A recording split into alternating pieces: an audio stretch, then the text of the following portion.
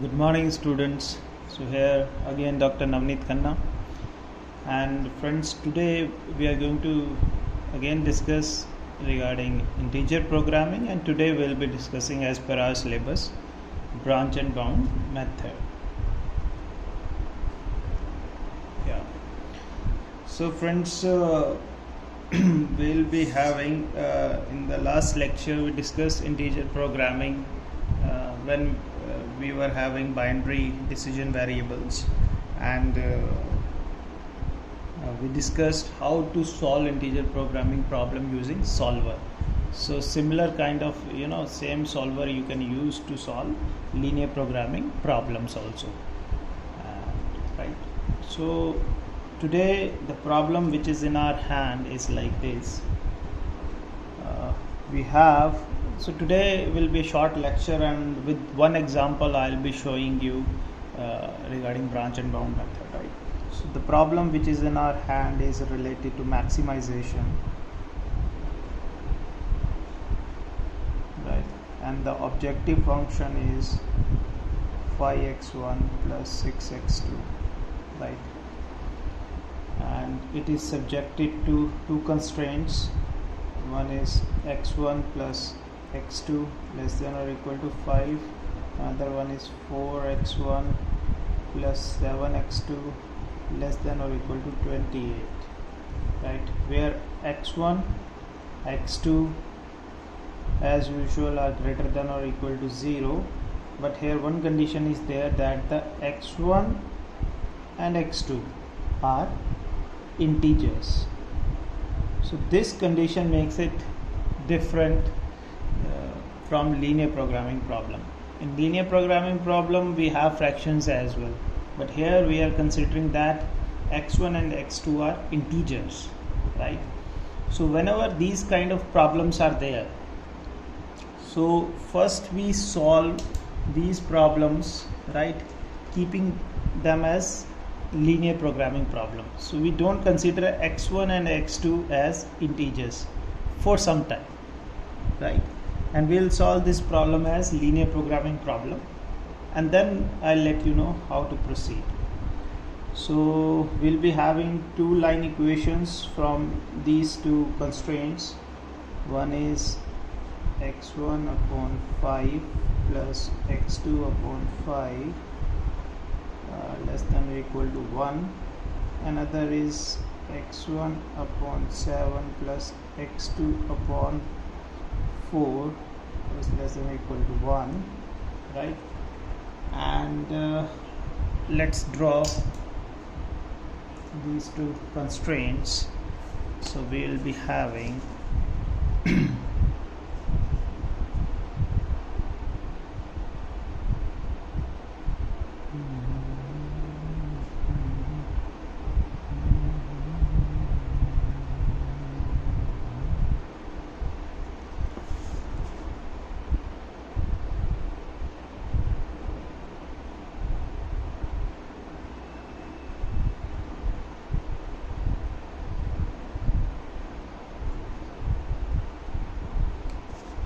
so here we are having x1 and here we are having x2, right?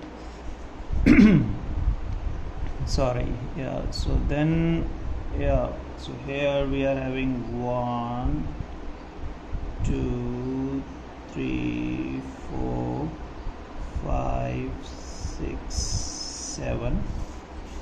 So similarly here we'll be having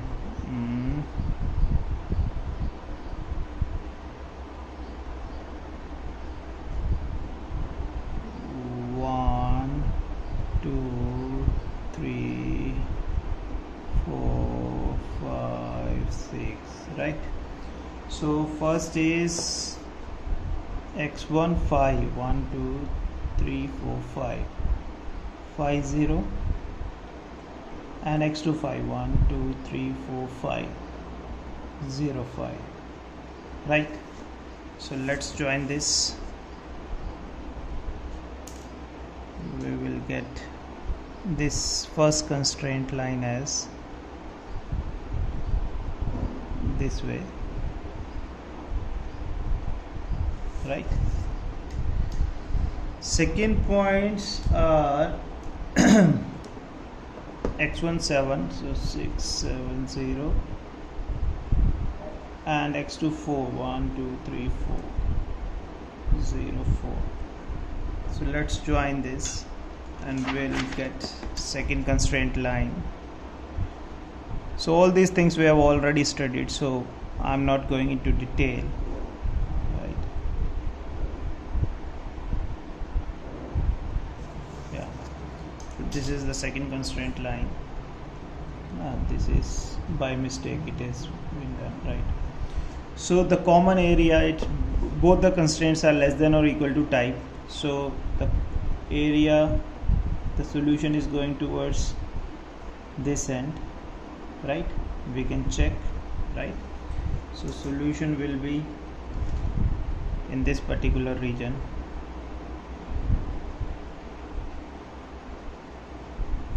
right? This will be our feasible region for a linear programming problem, right?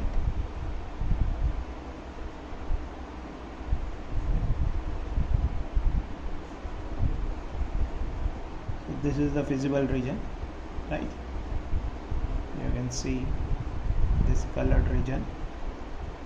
Okay, so now we'll find out where our objective, so these corner points are showing the feasible region, feasible points, basic feasible solutions you will find at the corner points. But the optimal solution, as you know, we draw objective function lines, right? Isocos lines, and where it intersects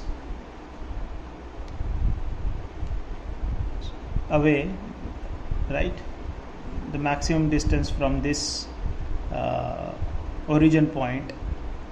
So here if we'll draw one isocos line, so this point will be our solution. So this point is between intersection of these two constraint lines, right? So when you will solve these two constraint, the equation of lines, then you will get these points.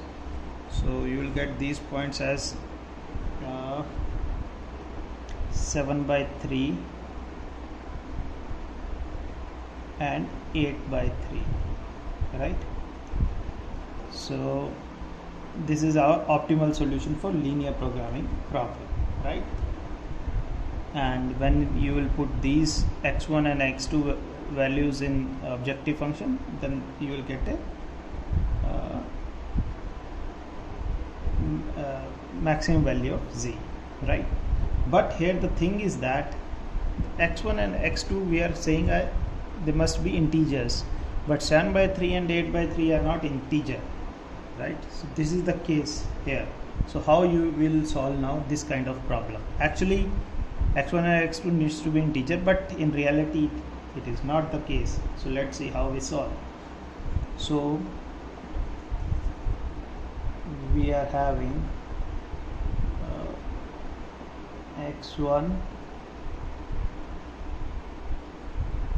is equal to 7 by 3 2.33 and x2 8 by 3 2.67, and when we'll put x1 and x2 into objective function, we'll get z is equal to 27.67, right? So this is the case in our hand. So this is a solution for linear programming problem, right?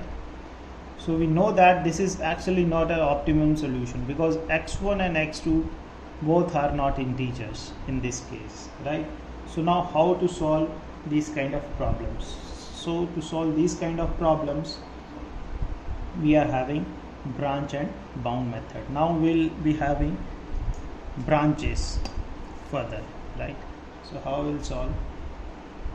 We'll be having one branch over here and another branch over here, suppose. So how I have drawn two branches? Because here we are having if you see either x1 can be 2 or 3. Similarly, x2 can be 2 or 3 in this particular case. It cannot be in between 2 and 3, because in between 2 and 3 you will not get integer value, right? So we'll now bifurcate this problem, right? This linear programming problem into two other different linear programming problem, in which in this problem we'll add one more constraint, right? One constraint will be here I am taking x2 less than or equal to 2 and x2 greater than or equal to 3, right? So this equation will become then objective function is going to remain same, that is maximize z is equal to 5x1 plus 6x2, right? Subject to, this is first constraint, this is second constraint, and one more constraint, x2 less than or equal to 2 will be added, right? Where x1 x2 are greater than or equal to 0. So this constraint has been added over here, and this x2 and greater than 3 will add to this linear programming problem, and we'll be having two linear programming problem. First is this, another one will become maximize z is equal to 5x1 plus 6x2 subject to x1 plus x2 less than or equal to 5, 4x1 plus 7x2 less than or equal to 28, and x2 is greater than or equal to 3, where x1 x2 are greater than or equal to 0, right? So now we are having two linear programming problems, right, from this one. So when we will be solving this linear programming problem, so two lines are over here and x2 is less than or equal to 2. So here we will be having one more line, x2 1 2. So we will be having one more constraint line over here.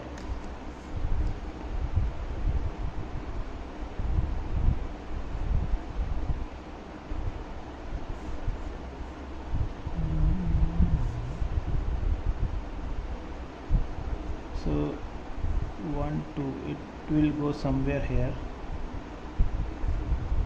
right?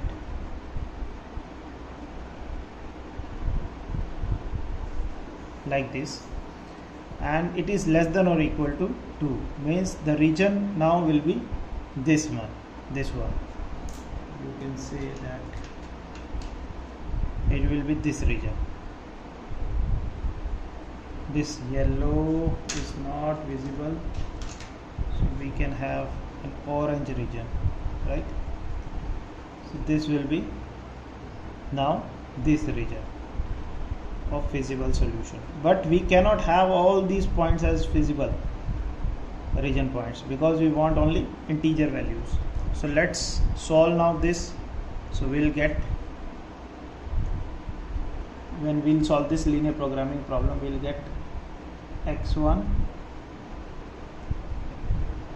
is equal to 3 and x2 is equal to 2 and z is equal to x3, you will put here 15 plus 12 27. So this will be your solution of this linear programming problem. So here you can see that x1 and x2 both you have got integers, and for these two values of x1 and x2 the objective function value is 27, and here for linear programming solution the value of z was 27.67, right? So in integer programming problem you got lower bound value, right, of this. So here you have got z is equal to 27. So this is the solution you have found out. Now let's solve x2 for this particular linear programming problem. So here you will get value of x1 is equal to 1.75 and x2 is equal to 3. and when you will put x1 is equal to 1.75 and x2 is equal to 3 in this objective function value, you will get z is equal to 26.75. so this is the another solution you got.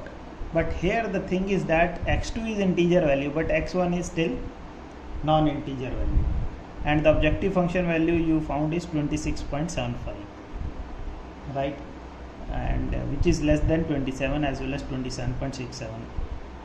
but since here you have got non-integer value, so you need to further branch this node, right, but this node is now complete and here we have got solution. So let's see that we are expecting that we may get better solution than 27. So in search of that we need to further branch this node, right.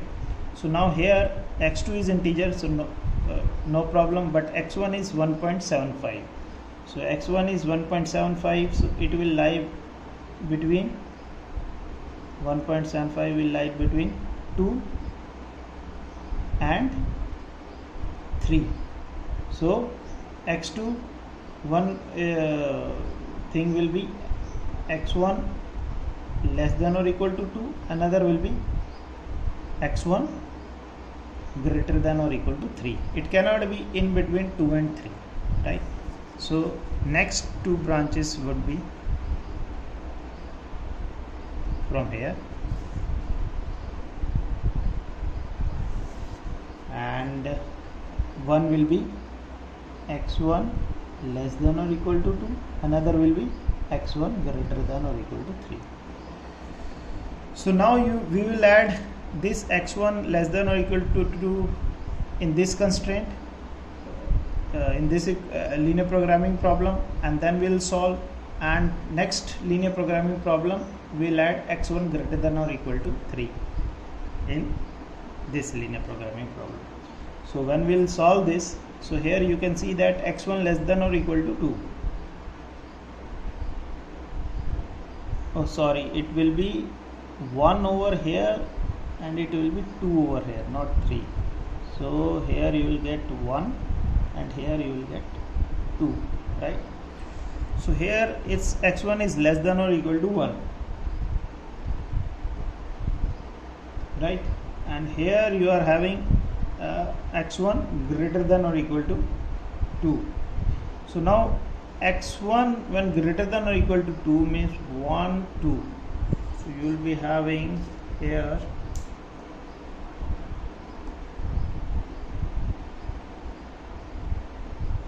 so in this equation we are adding, right.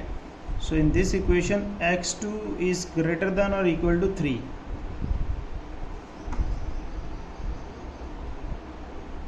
so in this equation your x2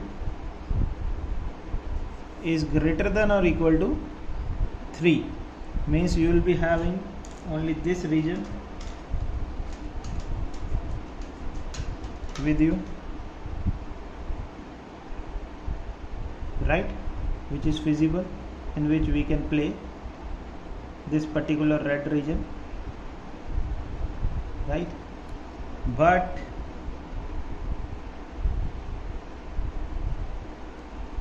when we add x1 greater than or equal to 2, right, this will come over here,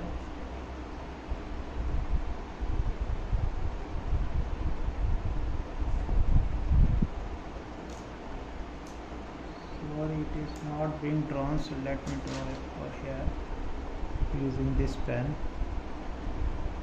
Yeah, so this is constraint is x1 greater than or equal to 2, so it's greater than, so solution is towards this end, so here it is infeasible, right. So you can write it like this, that solution is infeasible if we add x1 greater than or equal to constraint in this linear programming problem, because solution is towards this but our region is this much. So if we add x1 less than or equal to 1, right, so x1 less than or equal to 1, in this constraint.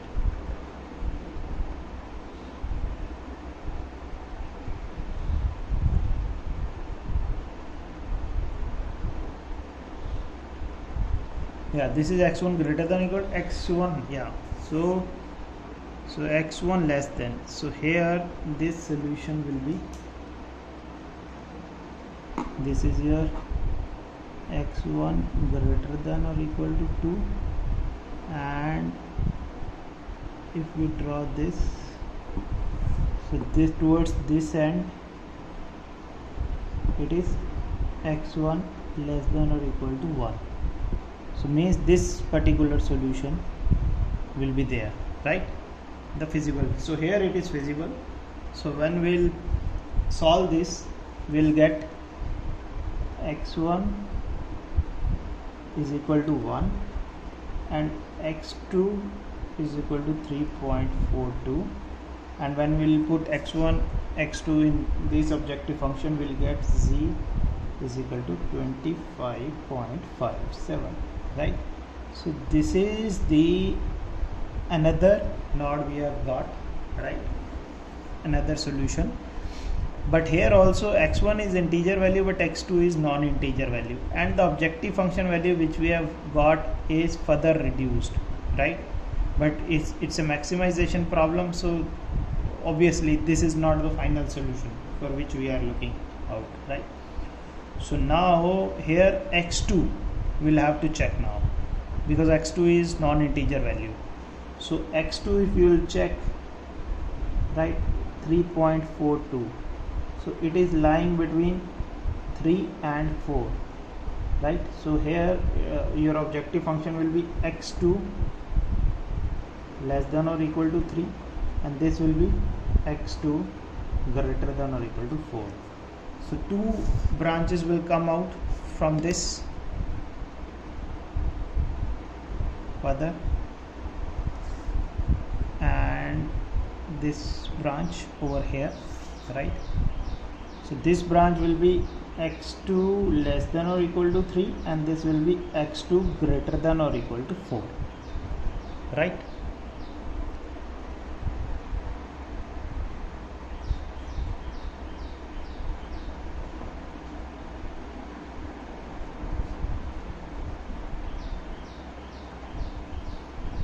Yeah, I hope now it's clear. Yeah, so yeah, so now what we'll do, so I'll, as usual, I'll be giving, I'll be mailing you these lecture notes also, so no problem, right? So yeah, so when you are adding x2 less than or equal to 3 constraint also in this linear programming problem further, right? So already you are having these 3 constraints plus x1 less than or equal to constraint, and now we are adding x2 less than or equal to 3, x2 3 1 2 no 1 2 3, so x2 less than or equal to 3. So you will get this particular line up to here as your solution, right? This particular line, x2 less than or equal, so solution is on this particular line. So when you will solve this, you will get x1 is equal to 1, right? X1 is equal to 1, this point, and x2 is equal to 3, this 3 point, right? So solution is here, this particular point. So x1 is equal to 1, x2 is equal to 3. So when you will put x1 is equal to 1, it's 5, x2 3 18, 18 plus 5 23. So z is equal to 23. So this is the another solution we have found out, where the value of x1 and x2 are integer, right? So from here we cannot move ahead, right? So this node is bounded and we say it's fathomed. it has reached to its bottom point. We cannot move ahead now because we have already found the integer solution, right? We have already found the integer solution. So so when we'll be having x2 greater than or equal to 4, so 1 2 3 4, so 4 over here, right? So this corner point you will get, right? So here in this corner point, when x2 is greater than or equal to 4, this constraint you will add. Greater than means this corner point will only come into the solution. So here x1 is 0, you can see at this corner point x1 is 0, x2 is 4, and z value is, so when x1 is equal to 0, so it's 0, x2 is 4, 6 4s are 24, right? So this is the another solution you have found out. But here also you can see that you have got the integer values, x1 and x2 both are integer values, and for that value of objective function is 24. So we cannot move ahead, right? So this is also called fathomed, right? We have reached our bottom point and it's bounded now, right? So now you can see that we have z value is equal to 24, z is equal to 23, and z is equal to 27. So we are having three solutions, and which is the optimal solution? It's a maximization problem, right? It's a maximization problem. So z is equal to 27 is the final solution, right? So this is the way by which we solve integer programming using branch and bound method, right? Where conditions are there, the variables which you are solving for must be integer values, pure integer values, right? Both must be integers, x1 and x2 both, right? So here three important things comes into picture, right? If you see these this lecture carefully, one thing is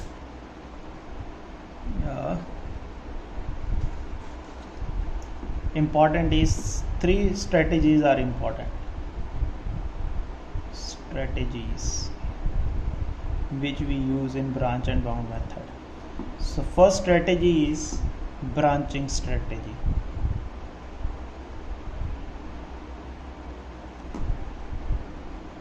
Branching strategy. Second is bounding strategy.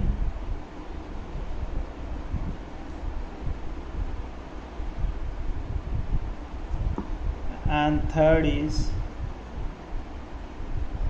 node selection strategy, right? So branching strategy, where to branch? So suppose in this problem we had two variables, right? x1 and x2, both were non-integers, right? So now the thing is that we have taken here we have taken branches for x2 and x2 only, not for x1. So why? So generally we follow the method that out of the two non-integer variables, if we are solving for two variables and if both are having non-integer values, then we see that which out of these two integers which is having the maximum decimal value. So we branch for that particular thing, because we are always optimistic and this is a greedy approach. We always think that okay, it's 0.67, so if we move towards 3, so we may find the optimal solution. So it's a greedy approach. So it's not the thing that it's not surety that we'll get the maximum the optimal solution by taking only x2, but this is the greedy approach. So we are optimistic here. The variable which is having maximum value of decimal maximum decimal value, we solve for that particular variable. So that's why we select x2 over x1 in this particular case. So bounding strategy is also like we check whether it is fathomed or not. So fathom, it can be infeasible, like over here you can say that it's infeasible over here, the solution. So